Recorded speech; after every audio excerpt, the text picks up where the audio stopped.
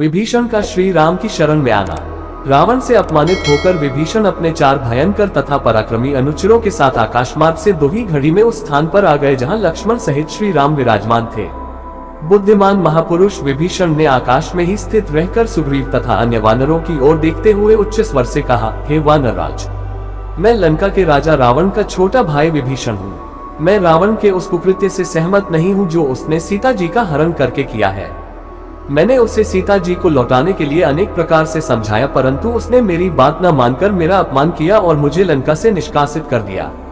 इसलिए अब मैं यहाँ श्री रामचंद्र जी की शरण में आया हूँ। आप उन्हें मेरे आगमन की सूचना भिजवा दें। विभीषण की बात सुनकर सुग्रीव ने रामचंद्र के पास जाकर कहा, हे राघव, रावण का छोटा भाई विभीषण अपने 4 मंत्रियों सहित आपके दर्शन करना चाहता है।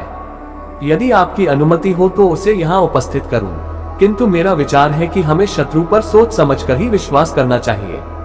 एक तो राक्षस वैसे ही क्रूर, कपटी और मायावी होते हैं, फिर यह तो रावण का सहोदर भाई ही है। ऐसी दशा में तो वह बिल्कुल भी विश्वसनीय नहीं है। किंतु आप हमसे अधिक बुद्धिमान हैं। जैसी आपकी आज्ञा हो वैसा करूं। सुग्रीव के तर्क सुनकर रामचंद्र जी बोले, हे वानरराज, आपकी बात सर्वथा युक्तिसंगत और हमारे हित में है, परंतु नीतिज्ञ लोगों ने राजाओं के 2 शत्रु बताए हैं। एक तो उनके कुल के मनुष्य और दूसरे उनके राज्य के सीमावर्ती क्षेत्रों पर शासन करने वाले अर्थात पड़ोसी शासक। ये दोनों उस समय किसी राज्य पर आक्रमण करते हैं जब राजा किसी व्यसन अथवा विपत्ति में फंसा हुआ होता है। विभीषण अपने भाई को विपत्ति में पड़ा देखकर हमारे पास आया है। वह हमारे कुल का नहीं है। हमारे विनाश से उसे कोई लाभ नहीं होगा। इसके विपरीत यदि हमारे हाथों से रावण मारा जाएगा तो वह लंका का राजा बन सकता है। इसलिए यदि वह हमारी शरण में आता है तो हमें उसे स्वीकार कर लेना चाहिए। कव ऋषि के पुत्र परम ऋषि कंडू ने कहा है कि यदि दीन होकर शत्रु भी शरण में आए तो उसे शरण देनी चाहिए।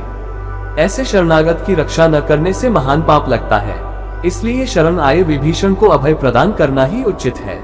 अतः तुम उसे मेरे पास ले आओ। जब सुग्रीव विभीषण को लेकर राम के पास आया तो उसने दोनों हाथ जोड़कर कहा, हे धर्मात्मन, मैं लंकापति रावण का छोटा भाई विभीषण हूँ। यह जानकर मैं आपकी शरण में आया हूँ कि आप शरणागत वत्सल हैं। इसलिए आप मुझ शरणागत का उद्धार कीजिए।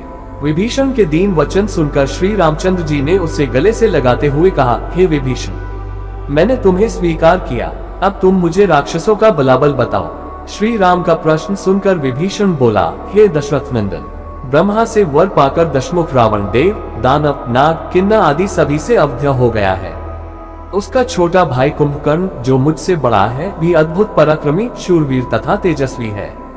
उसके सेनापति का नाम प्रहस्त है जिसने अपने शौर्य का प्रदर्शन करते हुए कैलाश पर्वत पर दुर्दमनीय मणिभद्र को पराजित किया था।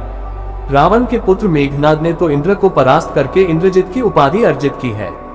मेघनाद का भाई महापार्श्व भी अकंपन नामक पराक्रमी राक्षस को मारकर संसार भर में विख्यात हो चुका है। रावण के सेनापति तथा सेनानायक युद्ध कौशल में एक दूसरे से बढ़कर हैं। विभीषण के मुख से लंका के वीरों की शौर्य गाथा सुनकर श्री रामचंद्र बोले, हे विभीषण, इन समस्त बातों को मैं जानता हूँ। इतना सब होते हुए भी मैं आज तुम्हारे सम्मुख प्रतिज्ञा करता हूँ कि मैं रावण का उसके पुत्रों, मंत्रियों एवं योद्धाओं सहित वध करके तुम्हें लंका का राजा बनाऊंगा। अब वह कहीं जाकर किसी की भी शरण लेकर मेरे हाथों से नहीं बचेगा। यह मेरी अटल प्रतिज्ञा है। श्री रामचंद्र जी की प्रतिज्ञा सुनकर विभीषण ने उनके चरण स्पर्श करके कहा, हे राघव, मैं भी आपके चरणों की शपथ लेकर प्रतिज्ञा करता हूँ कि मैं रावण को उसके वीर योद्धाओं सहित मारने में आपकी पूरी सहायता करूंगा। विभीषण की प्रतिज्ञा सुनकर रामचंद्र जी ने लक्ष्मण से समुद्र का जल मंगवाया और उससे विभीषण का अभिषेक करके संपूर्ण सेना में घोषणा करा दी कि आज से महात्मा विभीषण लंका के राजा हुए।